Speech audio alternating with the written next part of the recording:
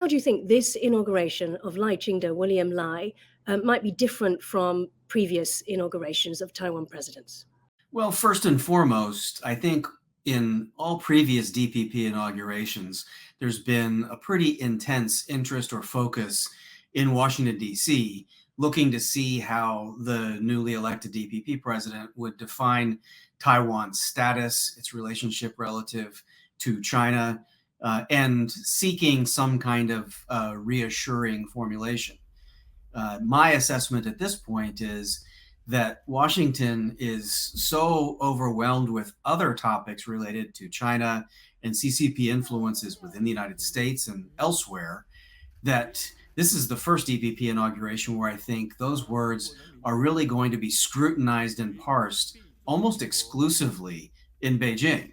In most other capitals, they see the concern and destabilizing force in East Asia as really coming from Xi Jinping's CCP, the aggressive military sorties, the territorial aggression, the challenge to the Philippines. I think it took a lot of people by surprise.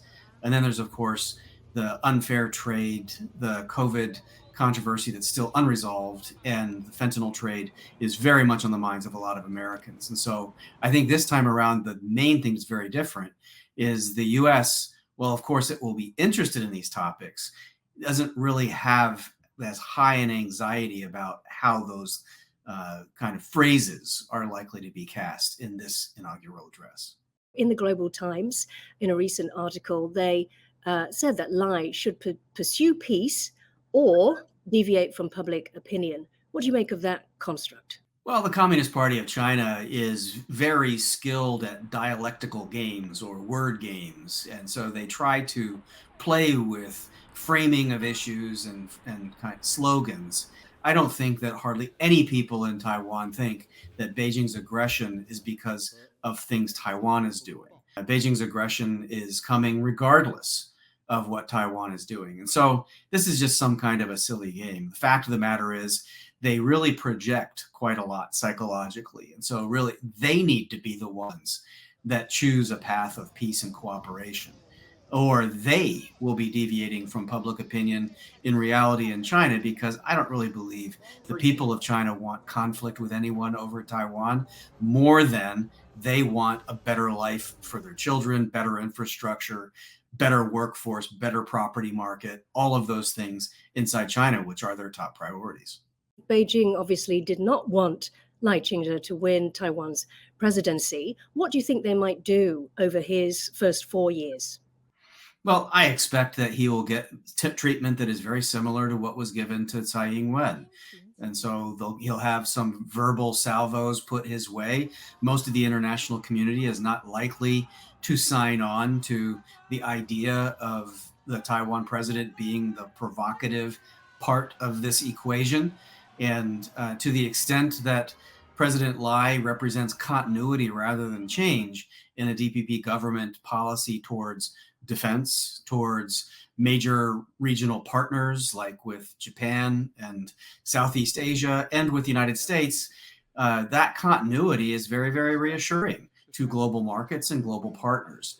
And so Beijing is going to be somewhat frustrated in trying to play those word games, but they shall. And I expect that there'll be a continuation of the coercive measures with naval and air encroachments in Taiwan's territory, perhaps some provocative exercises or tests.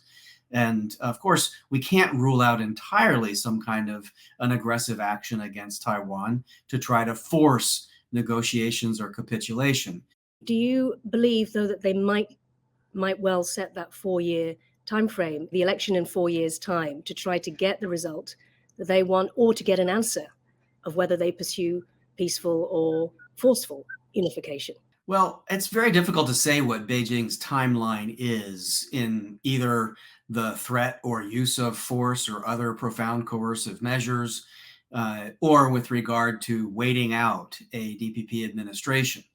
They may look to see how does divided government go in Taiwan with the legislature being in opposition control, and does that look sustainable politically from their point of view, or would there be change and maybe unified government with the DPP coming in a future election?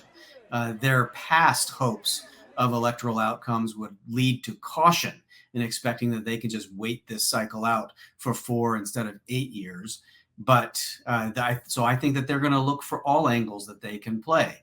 They had former President Ma come over and talk and try to play some of the historical appeals that he likes to talk about back into Taiwan. That didn't seem to meet with a broad embrace among the Taiwan public. Of course, the inauguration that's going to have a bigger impact in both capitals, Taipei and Beijing, is possibly going to be the election in the United States in November. And so Beijing's going to have to be careful how they set the stage for that potential transition. Trump has obviously is well known to have said that the invasion of Ukraine would not have happened under his watch. Well, there's a lot of context that goes into that. There's a broad context for the America First policy agenda that President Trump has advocated that wouldn't sound like it's relevant to China Taiwan, but it is. It begins with a revival of adherence to institutions in the United States, a revival of our economic growth and energy independence and energy abundance. And as we have a strengthened, less dependent economy of our own, we have much better options to support our friends and cooperate among our friends. And Beijing will have less leverage over all of us. And so it's not isolationism, it's a different form of engagement, but engagement from a strong revival at home. I think that would be good for Taiwan. President Trump just believes in giving an effective deterrent message. He did that when he was in office for 4 years. He did it directly to Vladimir Putin. He did it to the elements in the Middle East that needed to be deterred. And he did it in negotiation, but also action. And during his 4 years, there weren't new wars, and the major powers were much more cautious.